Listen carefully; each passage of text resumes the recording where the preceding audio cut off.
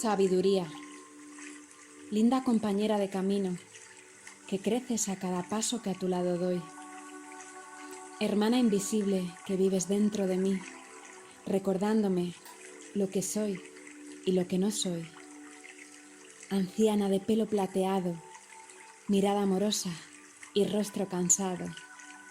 Mochilas de experiencias a tus espaldas has cargado, para finalmente soltar el peso de aquello que te ha dañado.